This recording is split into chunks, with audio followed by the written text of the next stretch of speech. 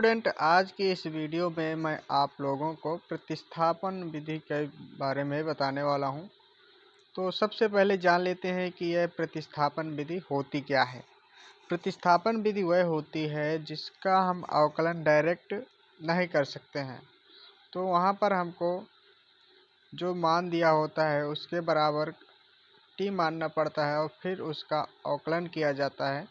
तो चलिए, जो भी डाउट है उसको हम क्लियर कर रहे हैं कुछ सवाल लेकर के। तो देखते हैं सवाल हमारा है, जैसा कि हमारा पहला सवाल दिया हुआ है, आपके मोबाइल स्क्रीन पे दिख रहा होगा। आप देख सकते हैं यहाँ पे दिया हुआ है कि dy बाई डी एक्स ज्ञात करना है यदि y बराबर e की पावर 8x दिया हुआ है।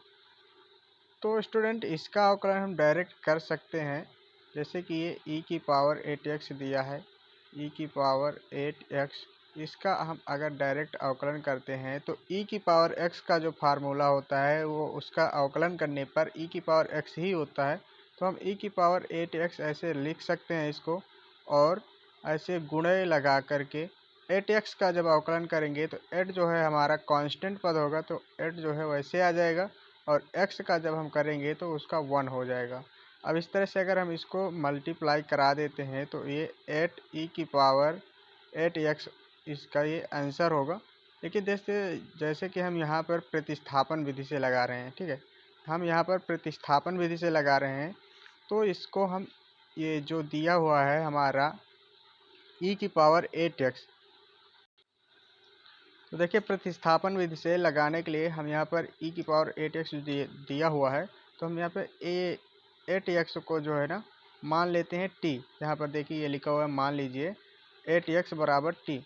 तो जब इसका हम अवकलन करते हैं तो dt, इस तरफ से अगर हम t का अवकलन करते हैं t is equal to 8x, इसका हम x के सापेक्ष अवकलन करते हैं अगर, तो ये हो जाएगा हमारा dt अपान dx, और इधर ये 8 आ जाएगा, और जब x का करेंगे तो 1 आएगा, तो उसका गुणा कराएंगे तो हमारा 8 ही आएगा, ठीक है। यानी यहाँ पर आप देख सकते हैं कि dt upon dx is equal to 8 आ रहा है, ठीक। तो ये जो हमने माना है इसका जब अवकलन हम कराते हैं तो dt अपान dx का मान हमारे ये निकल आया। अब यहाँ पर dy बाई डी एक्स के निकालने के लिए इसका अवकलन करेंगे, इसका y का, तो y बराबर हमारा e की पावर 8x है। तो चूंकि हमने 8x की जगह हमने क्या माना है, t माना है, तो हमारा क्या हो जाएगा, अब हमारा हो जाएगा y बराबर e की पावर t। अब e की पावर t का अवकलन हमारा क्या होता है, e की पावर t का हमारा अवकलन होता है e की पावर t ही होता है, और t का अवकलन करेंगे तो क्या हो जाएगा, गुणे लगा करके dt अपान dx ये हो जाएगा हमारा। तो यहाँ पर देखिए उसी तरह से किया गया है, ये आप देख सकते हैं dy बाई डी एक्स बराबर, ये जब e की पावर t का अवकलन किया गया है तो ये e की पावर t, और जब t का अवकलन किया है तो ये dt अपान dx रख दिया है। अब इसी तरह से यहाँ पे नीचे जो दिया हुआ है e की पावर t, तो e की पावर t का जब अवकलन करा तो e की पावर t, और ये 8 जो है हमारा पहले आया हुआ था, यहाँ से 8 उठा करके dt अपन डी एक्स जगह 8 रख दिया, और इसका मल्टीप्लाई जब कराएगा तो हमारा 8 e की पावर 8x, ये हमारा आंसर हो जाएगा। ये इतना इसका आंसर है। आप करने को डायरेक्ट भी कर सकते हैं, लेकिन अगर क्वेश्चन में कह देता है कि इसको प्रतिस्थापन विधि से कीजिए, प्रतिस्थापन विधि ये जो यहाँ पे लिखा हुआ है, इसके अगर कह देता है क्वेश्चन में प्रतिस्थापन विधि से कीजिए, तो फिर दोस्तों आपको इसी तरह से करना होगा, मान करके लगाना होगा। तो आप चलते हैं अगले सवाल की तरफ। तो देखिए अगला सवाल हमारा है साइन एक्स स्क्वायर का अवकल गुणांक x के सापेक्ष ज्ञात करना है।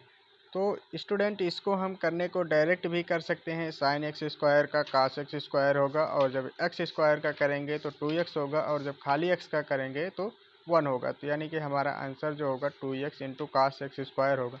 लेकिन अगर एग्जाम में पूछ लेता है कि प्रतिस्थापन विधि से हल कीजिए इसको, तो आपको यहाँ पर मानना पड़ेगा। अगर कह देता है प्रतिस्थापन विधि से कीजिए तो आपको ये मानना पड़ेगा, एक्स स्क्वायर को हम मान लेते हैं यहाँ पे टी, एक्स स्क्वायर को टी मान लेंगे और इसका अवकलन कराएंगे। तो जब इसका अवकलन कराएंगे तो हमारा क्या आएगा, 2x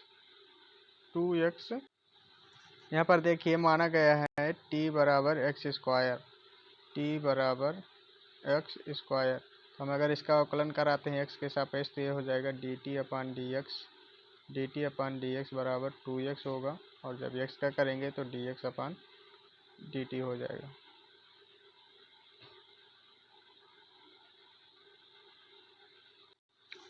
तो यहाँ पर देखिए t का मान रखा दिया गया है, तो जो हमारा अवकलन करना है साइन एक्स स्क्वायर का करना है। यहाँ पे देख सकते हैं आप साइन एक्स स्क्वायर लिखा हुआ है, तो एक्स स्क्वायर की जगह यहाँ पे देखिए t लिख दिया गया है, और इसका अवकलन करेंगे तो साइन t का अवकलन होता है काश t, और ये एक्स स्क्वायर है, एक्स स्क्वायर का अवकलन हो जाएगा हमारा 2x, तो यानी इसका फाइनली जो आंसर बनेगा 2x काश एक्स स्क्वायर इसका आंसर हो जाएगा।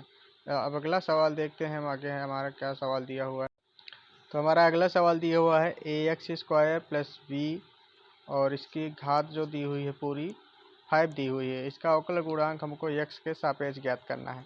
तो इसको देखिए आप डायरेक्ट करना चाहे डायरेक्ट कर सकते हैं, लेकिन अगर एग्जाम में कह देता है कि प्रतिस्थापन विधि से करना है तो आपको फिर प्रतिस्थापन विधि ही लगाना होगा।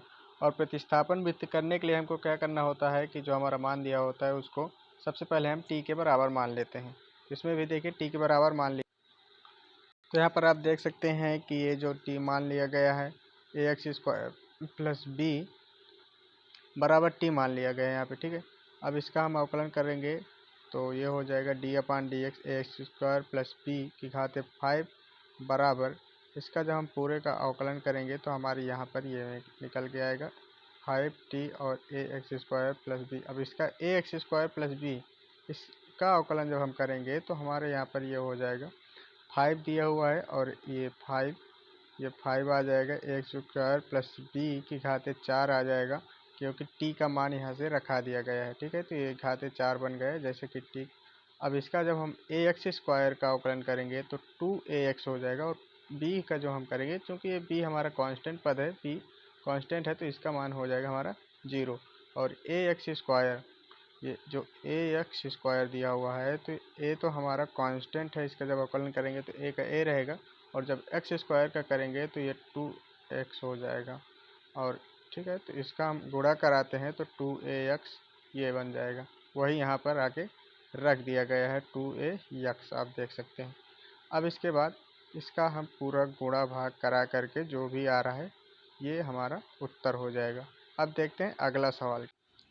तो यहाँ पर हम tan x बराबर t मान लेंगे, ठीक है। tan x बराबर t मान लिया हमने, तो अगर हम इसका अवकलन करेंगे तो यह होगा sec स्क्वायर x, चूँकि tan x का अवकलन होता है sec स्क्वायर x, और x का करेंगे तो dx बराबर हो जाएगा हमारा dt। तो अगर हम निकालें तो dt अपान dx बराबर होगा हमारा sec स्क्वायर x। इसका हमको अभी काम पड़ेगा आगे, ये होगा sec स्क्वायर x। देखिए अब यहाँ पर रखा दिया गया है मान जो है हमारा सवाल में जो दिया हुआ है log e tan x दिया है, तो देखिए यहाँ पर log e और tan x की जगह हमने t माना है तो t रखा दिया, और dt अपान dx। अब इसका हम log x का अवकलन जो होता है 1 अपान x होता है, तो यहाँ पे t है तो इसका अवकलन हो जाएगा 1 अपान t, और ये dt अपान dx हो जाएगा। तो जब 1 अपान t का मान रखा दिया गया है तो 1 अपान tan x हो गया, और d अपान dx। अब 1 अपान tan x को हम क्या लिख सकते हैं, 1 अपान tan x को हम लिख सकते हैं cot x, लिख सकते हैं cot x। अब cot x को हम क्या लिख सकते हैं, cot x को लिख सकते हैं cos x बटा sin x, ये लिख सकते हैं cos x बटा sin x। वही यहाँ पर देखिए रखा दिया गया है, ये cos x बटा sin x यहाँ पे लिखा हुआ है, और ये जो sec स्क्वायर x अभी मैंने पहले निकाल के दिखाया था वहाँ से आया हुआ है, ठीक है। अब यहाँ पे देखिए क्या किया है cos x बटा sin x, ये यहाँ पे cos x बटा sin x, और sec स्क्वायर x को हम लिख सकते हैं त्रिकोणमिति से, ये होता है sec स्क्वायर x बराबर 1 अपान cos स्क्वायर x। ये वही चीज़ यहाँ पे की गई है, ये देखिए 1 अपान cos स्क्वायर।